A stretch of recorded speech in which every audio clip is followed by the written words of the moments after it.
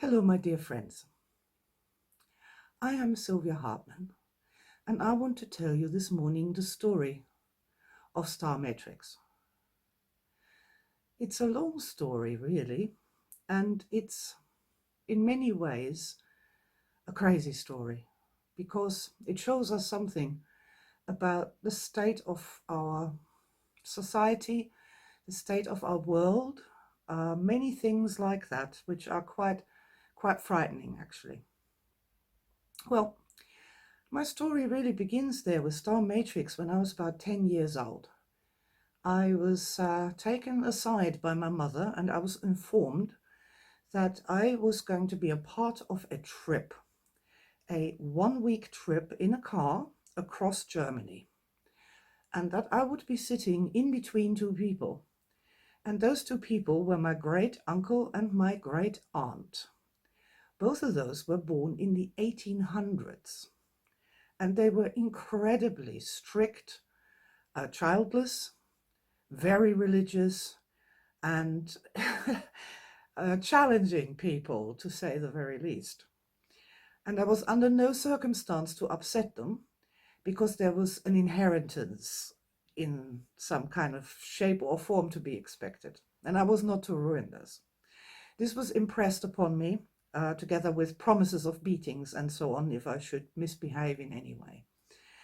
So this then happened. I got stuck in the back seat with Uncle Joop and Aunt Annie either side of me. And off we went. And I thought to myself, how am I going to survive this? I mean, this is insane. And I had an idea. I started to ask them about favorite childhood memories. And that was really quite interesting because within a very short period of time, both were talking freely, and I'd never heard that before. They were laughing, they were giggling. What they were telling me was interesting. It was really interesting to hear how, from a real person who was in the 18th, in the 1800s, in the 19th century, working at a farm as a very young boy. And likewise with my aunt, who was a lady's maid in Dresden in a very rich household. It was fascinating. It was like having my own movie experience there, like having my own radio show and movie experience in the back, and these two channels. And it was just fascinating. And at some point during this trip, which was a road trip to visit various places along the way, my mother said to me, how on earth are you doing this? Nobody has ever been able to have these people be happy or even vaguely bearable. How are you doing this? Well, I didn't know. I didn't really know what to say. But after that, I had a strong bond with these two and always got on like a house on fire with them. And in hindsight, it's just obvious. You ask people about good memories and they tell you about their good memories, and it's interesting, it's information rich, it's fascinating, and if you get into it and ask for more details, more and more details emerge until it is like you're walking in this world of this person. And it was fascinating. I obviously didn't think much of it age 10, but just sort of over the years it cropped up once in a while. If I was stuck with somebody and it was getting painful, I would do that. I'd ask them about some sort of a good memory star event of some kind. Fast forward many years to my breakthrough with energy work, which was originally not with people, it was with animals. So what I learned was very structural and, straight down the line. No bullshit, no nonsense, no unicorns, just straight down emotions, energy, and behavior. And I thank all the lords above for this blessing that I received in that way. Thank you.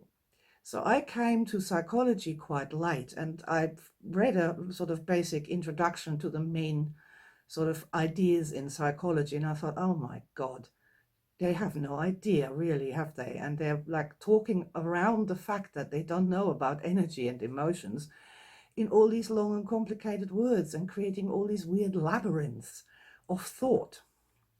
But again, didn't think much more about it. And I got into the whole therapy and healing thing with modern energy, and just completely got immersed in this whole trauma malarkey, because everybody's doing it. Everybody is doing it. Like, we have a problem, oh, that must be because there's a trauma. Now we have to go back in the past and find the trauma and release the trauma. And then we can see if we can remember what the problem was that we had in the first place. Is it solved? No, it's not solved. Ah, we must have gotten the wrong trauma. Back we go into the past, find another trauma. And as ridiculous as this seems from here and now, at the time, because everybody was doing it, of course I was doing it too. And I didn't realize there was anything wrong with it. Time and time again in personal sessions, though, this thing would happen that I would be just, I don't know, just so tired of asking the person for the next trauma. And I would direct their attention to a positive childhood memory instead. And there I found that people would then say, oh, my childhood was terrible. I have no positive memories of my childhood whatsoever. And I thought, that's weird. That's really weird. But I didn't think much about it. Until the time came, I started working with the events. Now, at the time, this was called event psychology, because I was still under the delusion that I was doing some sort of psychological thing, which I wasn't, and I never have been really. I've been doing energy work, of course, conversational energy work, which can pass as psychology if you don't dig too deeply. And I was working with this thing called events psychology. And the main drive of event psychology is that we don't just have trauma events. The very, very important guiding stars. These are like events that are trying to be enlightenment events, but they don't work because the system can't take them, and so they explode somewhere and cause an energy body problem. And that then causes the original thing to be repeated over and over and over again. So if you find a man who collects Star Wars figures, or a woman who wants to eat ice cream all the time, or somebody who always dates somebody who's just like Uncle Joe used to be, these are all not based on trauma. They're all based on guiding stars. Guiding stars are the drivers for addictions, not trauma. Trauma teaches us what we stay away from. Anything we're attracted to or over-attracted to, such as in fetishes and philias, are driven by guiding stars, these unfortunate half-positive events. And in dealing with, now we had two. We had trauma and we had guiding star. That was good. But then I started to realize that there are other classifications of events. And the most exciting among them were the star events. Now, guiding star is trying to be a positive event, but it doesn't complete. It just explodes somewhere. You know, if it explodes in the head area, then you have some sort of guiding star with some mental thing. If it explodes in the stomach, then you eat. If it explodes in the genitals, then you get a fetish. It's really terribly straightforward. So, but what we found working with the guiding stars, evolving the guiding stars, getting over the guiding stars, that these things, once they went all the way in, through and out, we had this other class of event, the star event. And a star event is essentially a completed energy transformation.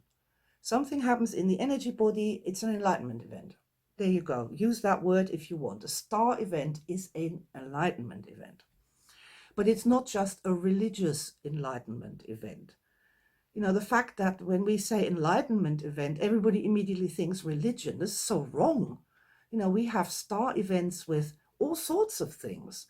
We can have sexual star events. We can have star events with food. But the thing is, when you have a star event, you don't get stuck on it. You don't obsess about it, and you don't need to repeat it.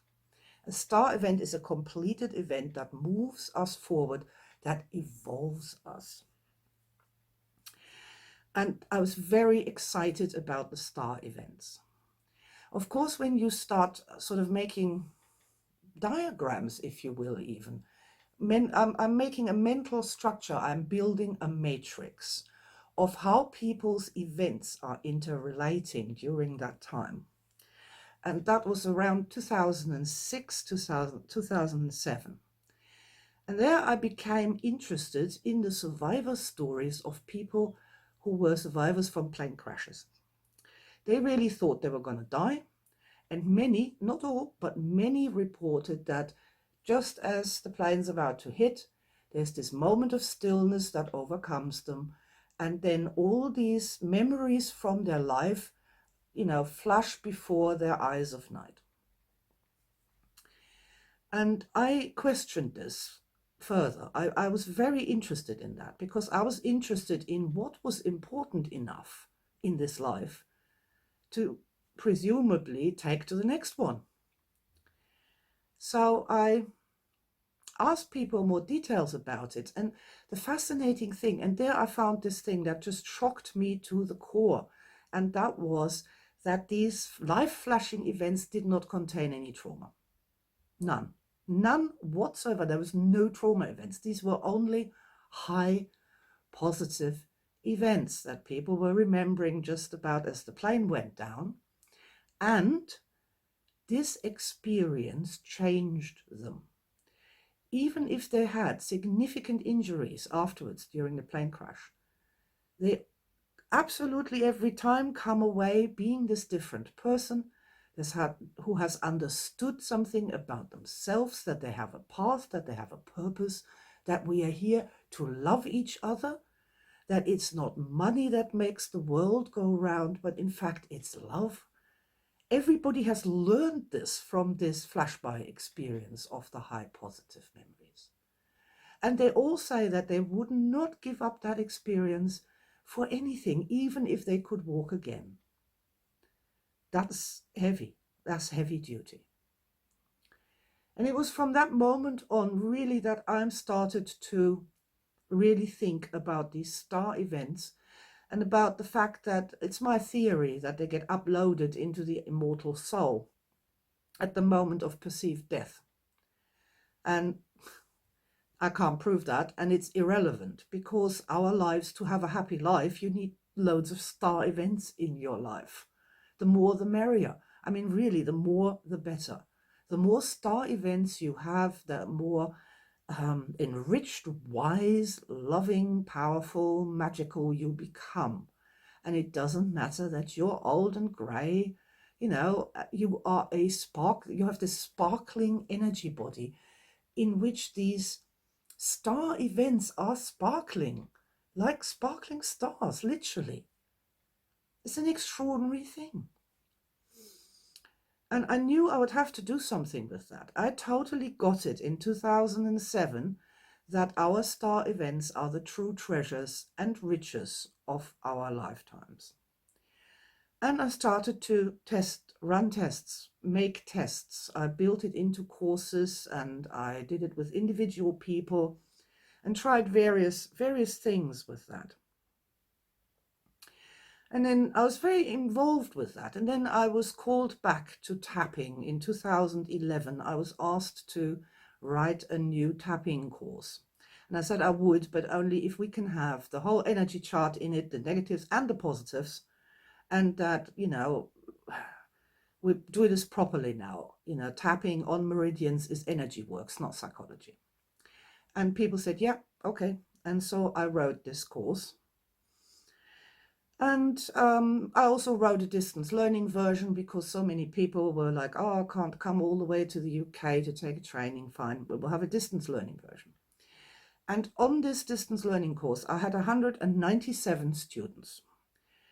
And there I learned something truly horrendous. In the chapter on guiding stars, when given the opportunity to work with a guiding star on the unit on guide, we talked about guiding stars for the whole unit, right? And how damaging they are to your incarnation, how they keep you in this loop that gets tireder and worse for your health the longer it goes on. And identifying guiding stars in their own lives where they got stuck on guiding stars. In that unit, there was a exercise at the end. Please treat an event. Please evolve an event from your life. And of course, obviously, I meant a guiding star. Of course, it's the unit on guiding stars. First student came back and they had gone straight to evolve another trauma. I was shocked, annoyed, told them, well, no, you're supposed to do guiding star. Oh, they said. Second student, trauma. Third student, I'm starting to laugh now, that's ridiculous. About 10 students in, I stopped laughing. By the time 50, 60, 70 students had all chosen to treat yet another trauma. And these were all different people. There were psychologists and there were farmers and kitchen workers and men, women, gay people, all sorts of people from all around the world. There was like 60 countries they came from. And yet they all treated trauma the minute they were offered the opportunity. By the time the course was done, and this is so extraordinary,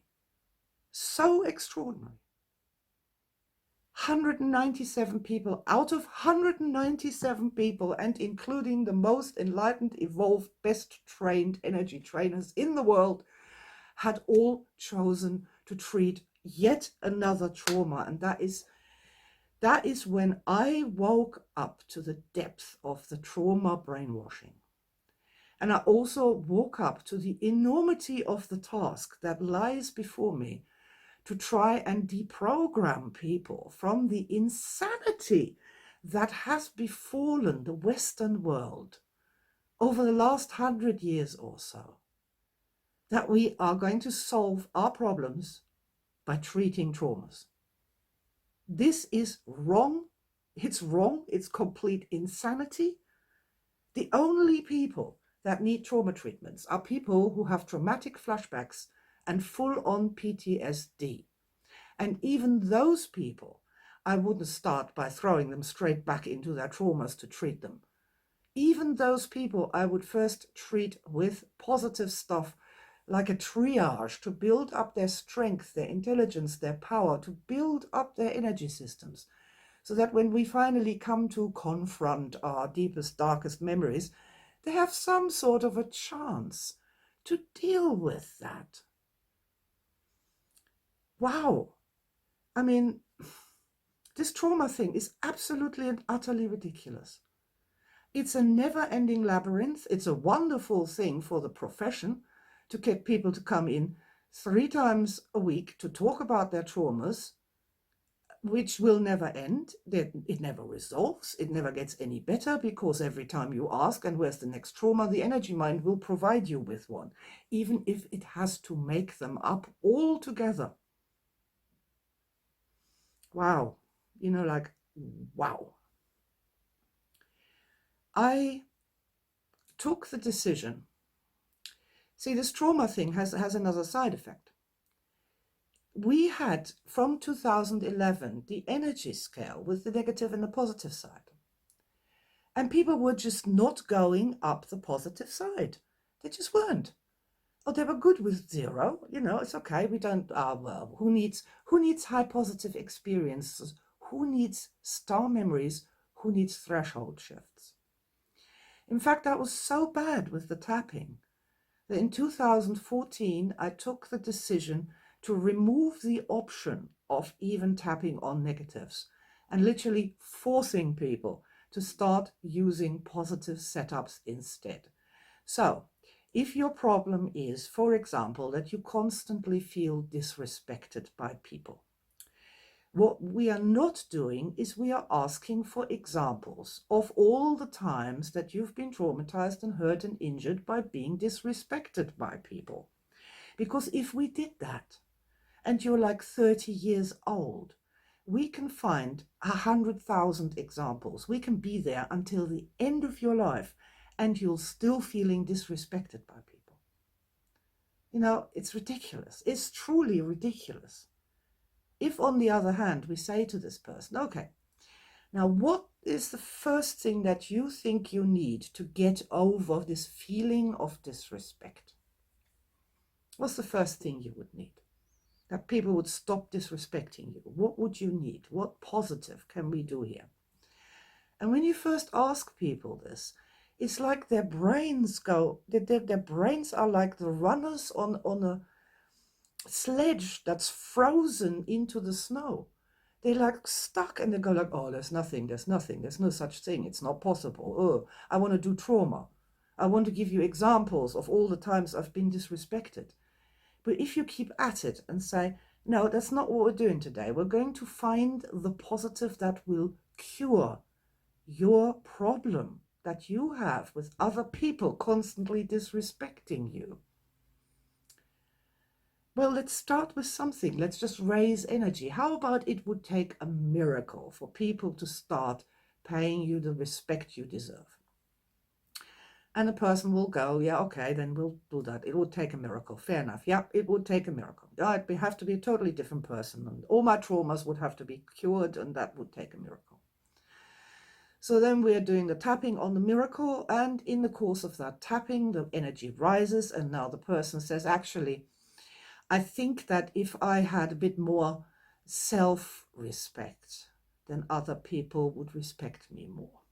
And here we have the positive of self-respect. How interesting. Now I can feel something. I can feel a tingle of excitement. And so then we're doing our tapping for the self-respect. And what we are actually doing is we're healing the old injury with powerful positives, with the power of love, if you will. This leads to remarkable threshold shifts. It makes people happier. It's wonderful. It works brilliantly. It is the brilliant answer to how you get people to tap. We went to a Mind, Body, Spirit show for the first time with the positives. In years before, we stood there and tried to get people to talk about their problems in a public setting.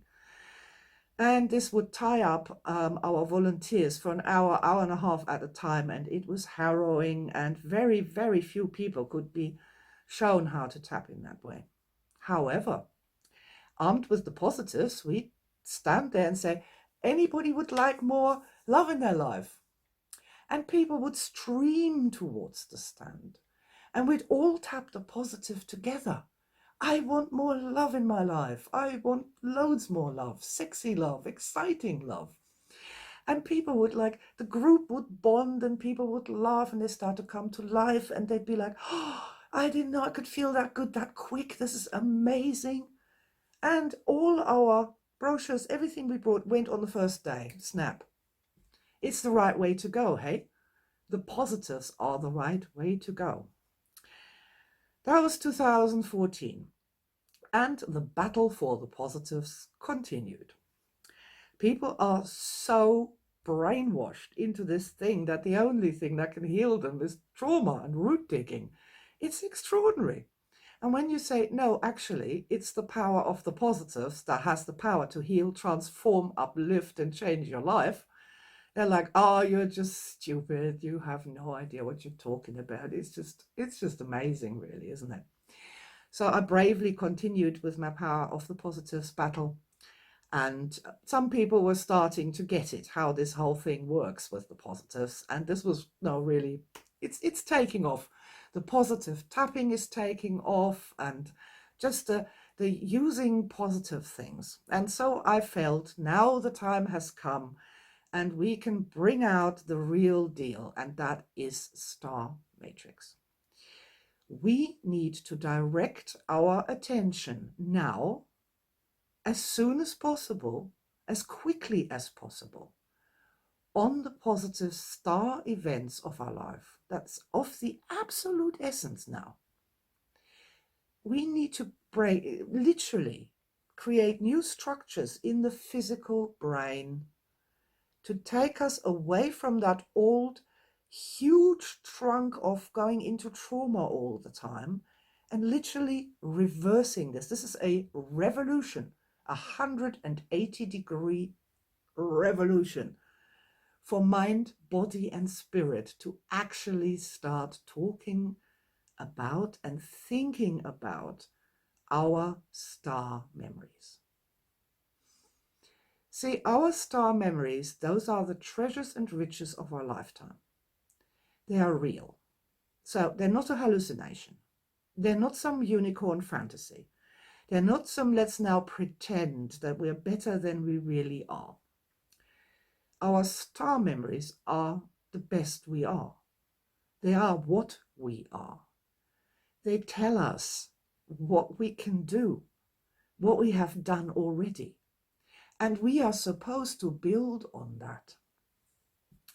For example, there's this lady who was like, oh, I'd love to be a great healer. And I said, okay, has there ever been an experience in your life where you've really had this feeling of having healed somebody?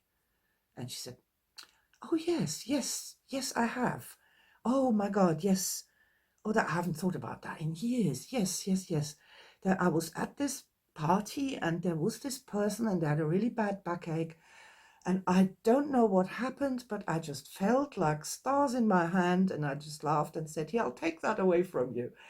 And I just rubbed down their back and the guy went, oh my God, it's gone. It's completely gone. Oh my God.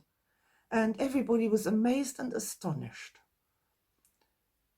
And I said, okay, so you can do that. And she just looked at me and said, I can do that. Yes, you can do that. And that's what we're supposed to be taking as the star memory. She's done this. Now, that's the stepstone. That's the springboard. Now, how do we take that forward is the question we should have asked. We should have thought about this memory. We should have used the energy of that memory to guide us. She should have used that. And instead, she hasn't thought about it for years when she's been going to a healing course every weekend for 15 years. So these star memories are so precious. They're so profound. Trauma tells us what not to do. Star memories tell us exactly how it works, what to do, and how to do it. All the positives, what we need in order to learn something from them. And I think that's just remarkable. But it's not called star memories, what I'm doing. It's called starmatrix. And that's the starman waiting in the sky.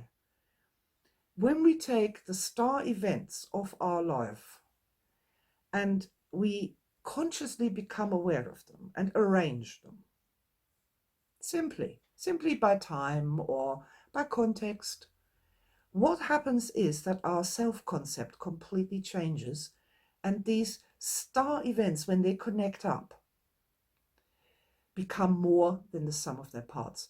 They become the star matrix. This is the most extraordinary thing. And we all have one, and it's real.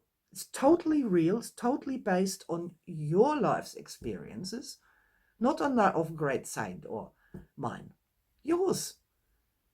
And that's where we start then to discover what else we can do. Like our healer lady, who had this marvelous experience with healing, that she could touch somebody and just take their pain away. Like that. Boom. Now, I have to say, probably not a physical pain, probably psychosomatic, energy-based, in other words. She moved something energetic in his body, not claiming to cure cancer and so on, as usual.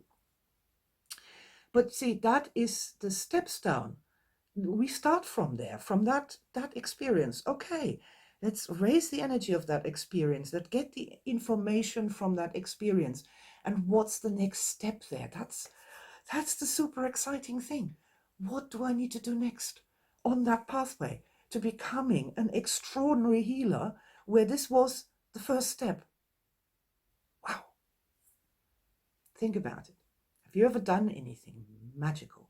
So anything paranormal, anything that seemed superhuman, anything really intelligent, anything awesome, amazing? Ever done anything like that in your life? And have you ever thought that these experiences were your personal invitation to do more of that, to learn more about it, and to get even better and have even better experiences? See, and that's that horrible trauma trap labyrinth. The wrong questions have been asked in the Western world and through the Western world into all who sail with her. For 100 years, they have led us down the wrong path, they have led us to the wrong conclusions, and they have caused nothing but extreme stress. And all the problems that we are seeing right now with people being at each other's throat and microaggression and millennial snowflakes freaking out on the one hand and the extremists on the other hand becoming ever more extreme and angry, and the war between men and women getting worse and worse and worse than I've ever known it in all my life.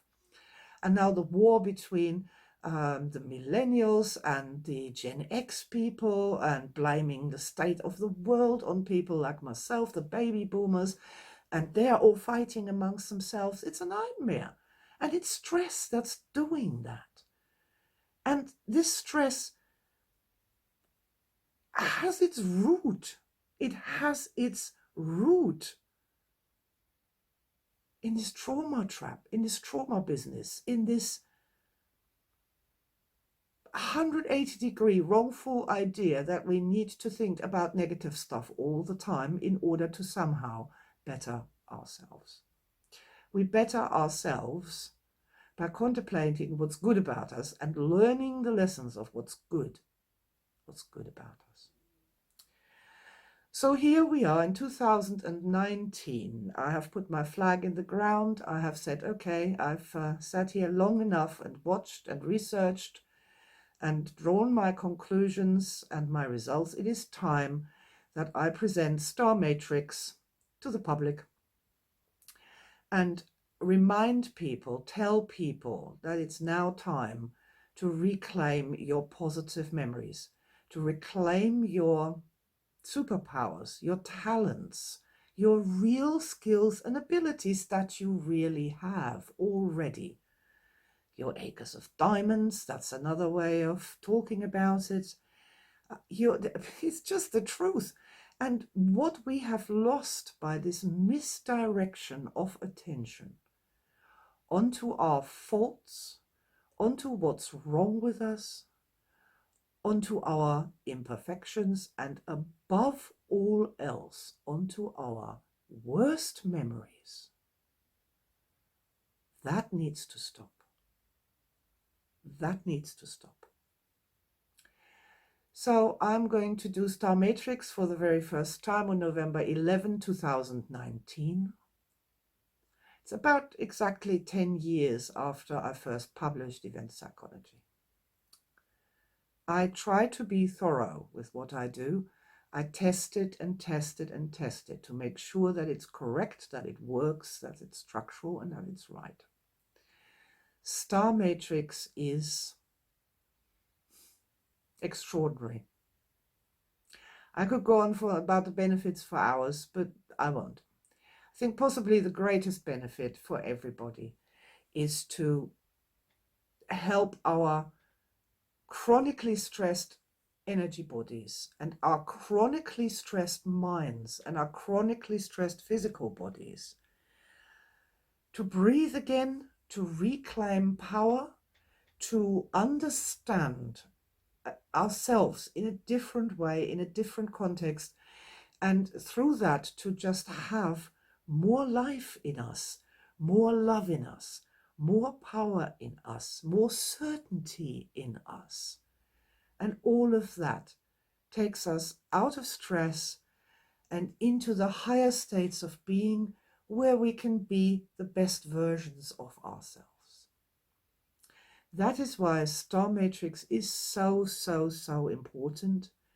And I invite you one way or the other to start thinking about your own star memories, to ask people about their star memories, to start making those new train tracks in the brain into this totally undiscovered country where all the wonderment is, all the power, all the magic, the treasures and riches, and to really start gathering in the harvest of the treasures and riches of your lifetime. So that is Star Matrix. Thank you very much for listening. I hope I have made some sense to you, and I wish you from the bottom of my heart reconnection to your existing star events, but much more importantly, by doing that, to understand how they work and to create new star events for your future.